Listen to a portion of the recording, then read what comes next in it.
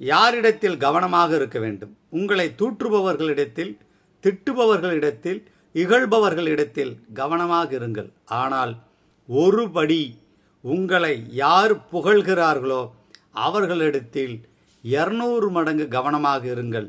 இகழ்பவர்கள் உங்களுடைய ஒரு பக்கத்தை சுட்டி காட்டுறாங்க, தவறு கிடையாது. புகழ்பவர்கள் கண்டிப்பாக இதயத்தை கிழித்து விடுவார்கள். வரலாற்றினுடைய பக்கங்களில் புகழ்ந்தவர்கள்தான் மகுடம், புகழ்ந்தவர்கள்தான் புகழ் மகுடத்தை மண்ணில் சாய்த்திருக்கிறார்கள். அழகு அரியணையை வெட்டி வீழ்த்தியிருக்கிறது. மதில் சுவரை மதிமுகம் சுட்டி பொசுக்கியிருக்கிறது என்பதை வரலாறு சொல்லியிருக்கிறது. காரணம், புகழ்ச்சியான பேச்சு, மது போன்ற சுவையான சொற்கள். மயங்காதீர், தெளிவீர்.